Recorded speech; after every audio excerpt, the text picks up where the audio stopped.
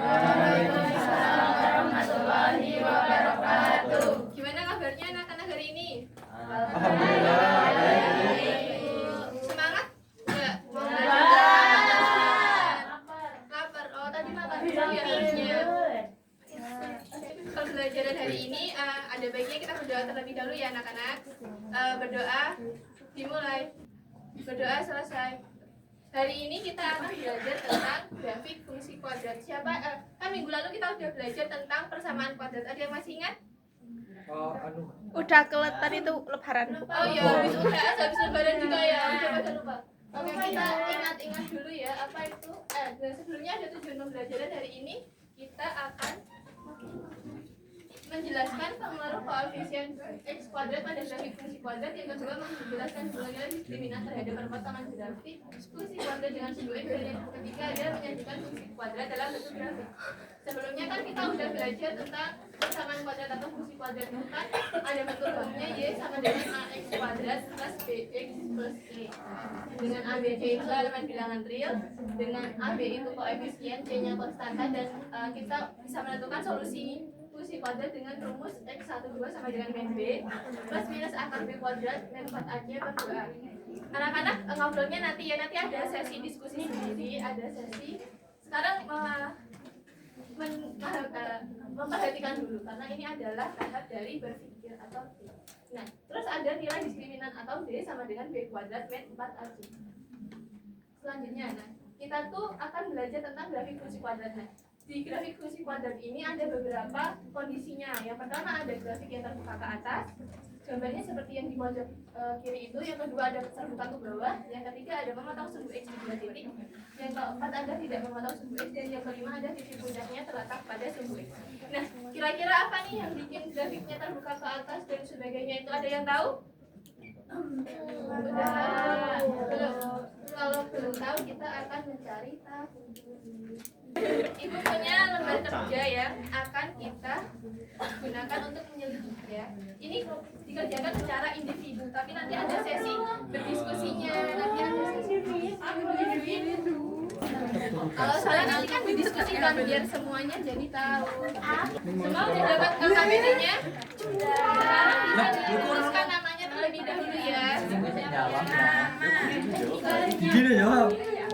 Sekarang kan kita udah tahu ini ada berbagai jenis grafik ya di sini ya. Nah, sekarang biar tahu gimana apa kondisi yang menyebabkan grafik itu, ibu punya beberapa contoh yang bisa kalian pelajari. Nah, yang pertama ada grafik y kuadrat, y sama dengan x kuadrat plus 2x plus 1. Yang kedua ada min x kuadrat min x plus 6. Dan yang ketiga ada min x kuadrat min x plus 5. Nah, sekarang kalian perhatikan dulu grafiknya. Kira-kira apa informasi yang bisa kalian dapat dari grafik tersebut? Kalian bisa menuliskan informasi-informasinya terlebih dahulu, misalnya warnaannya atau mau digambar kasar, bentuk grafiknya juga boleh.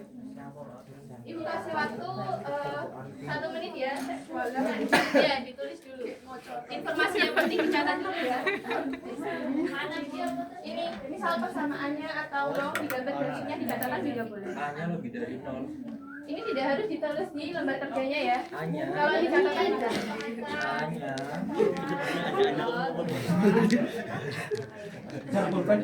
Ini kan tahapnya lagi menyimak dulu ya, jadi tidak boleh mengobrol ya.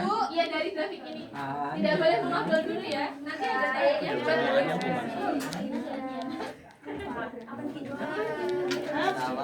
ayo perhatikan dulu. Bu Dedo. Malah aneh.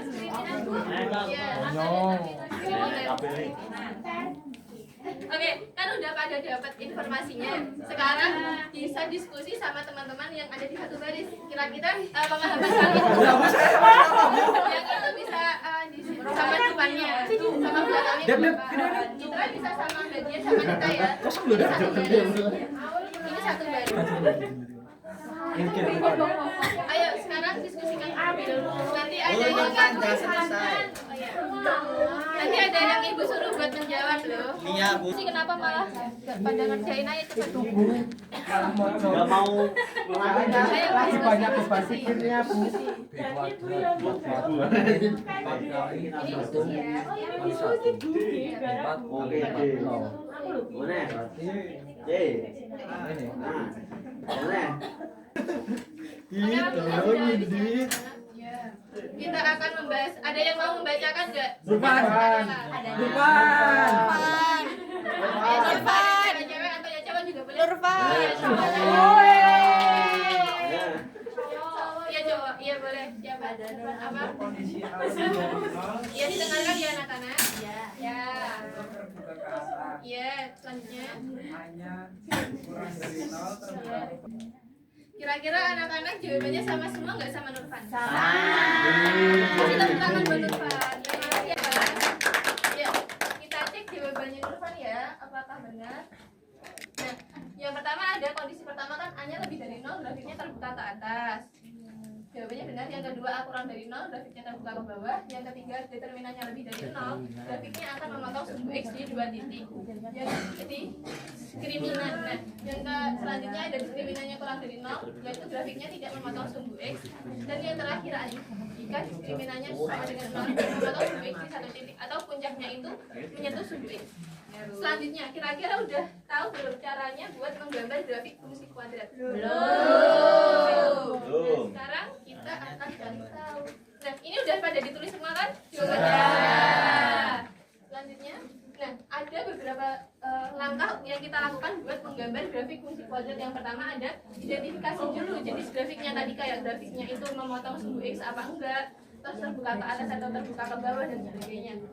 Yang kedua ada tentukan titik potong grafik dengan sumbu X kalau ada, dan titik potong grafik dengan sumbu Y. Kalau perpotongan dengan sumbu X itu kalau Y-nya sama dengan 0, dan kalau perpotongan dengan sumbu Y kalau X-nya sama dengan 0. Yang ketiga ada menentukan nilai puncaknya, yaitu dengan rumus min B per 2A dan min D per 4A. Yang keempat ada meletakkan titik-titik yang udah kita dapat dari ketiga langkah itu pada keadilan kartesius. Selanjutnya ada gunakan titik uji untuk mempermudah menggambar grafik. Misal kita mau memasukkan suatu nilai X kepada fungsinya, nanti kita juga bisa menggunakannya untuk menggambar. Yang keenam ada gunakan titik-titik yang sudah. Sekarang kan yang di kegiatan 2 ada kegiatan menggambar grafik ya. Kita coba anak-anak gambar dengan langkah-langkah ini dari persamaan yang ada di sini. Bisa didiskusikan dengan teman-temannya ya. Boleh berdiskusi, ayo. Ayo ini kok dari tadi di sini tuh kurang diskusinya. Ayo diskusi dulu. Titik puncak dengan rumus B Ada 2 kali 4. Sulit ya.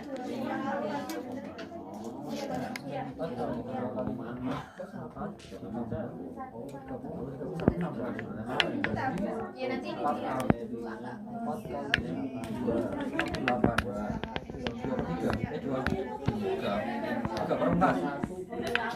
Benar bagian bagian mau gambarkan di depan.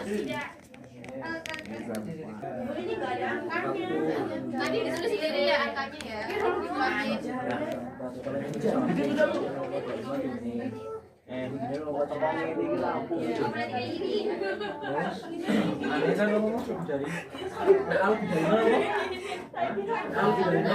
Mantap dulu nih. Ke atas.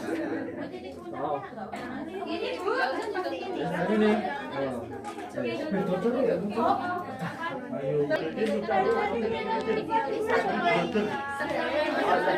yang tadi jaraknya sama ya.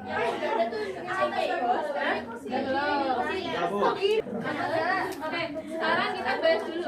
Kira-kira grafiknya terbuka ke atas apa ke bawah?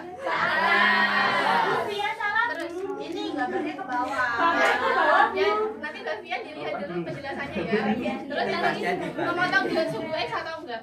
Memotong. Berapa titik? Enggak bisa 3, maksimal 2 ya. Terus titik potongnya berapa aja? 3. Berapa? Titik potongnya kan iya, titik potongnya berapa? Berapa? Sumbu X. 1,0 ya. Min 2,0. Ya benar. Terus yang puncaknya ada di 4. Puncak, nggak ada puncak, Bu. Iya. Terus ini puncaknya Jar puncak kondusif ya, kondusif. Nanti dilihat ya, ini jadi grafiknya akan seperti ini. Apakah sama semua? Jar balik Jar. Nah, sekarang Irfan coba deh bacain soalnya dulu. Ini kita punya permasalahan tentang Dharma mendapat tugas untuk menaksir tinggi pohon.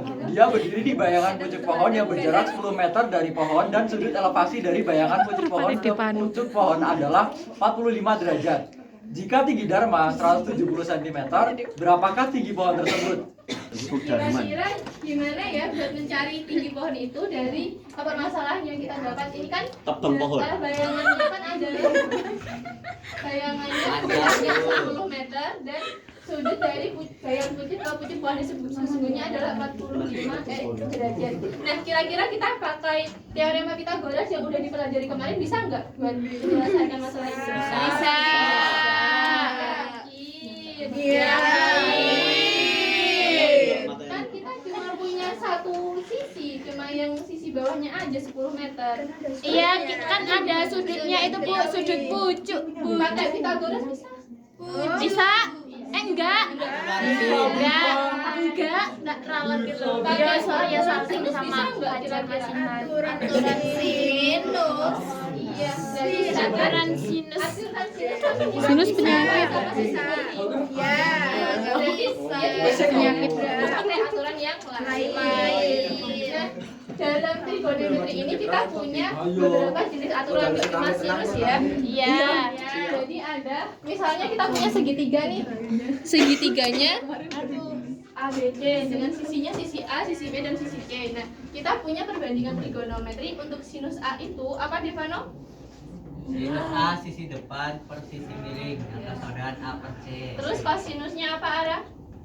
Kosinusnya sisi samping dibagi sisi miring atau B per C. Gunakan. Nah, setelah kita tahu aturan ini, apakah kita bisa menyelesaikan permasalahan tadi pakai ketiga aturan ini? Bisa.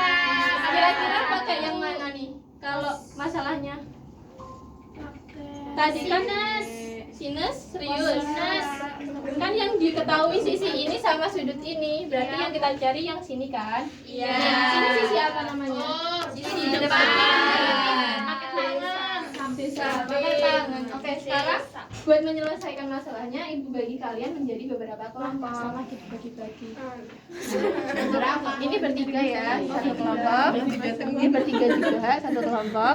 Itu yang Ibu mau tanya. Sudut, ya, silakan Citra. Ini sudut elevasi yang mana ya Bu?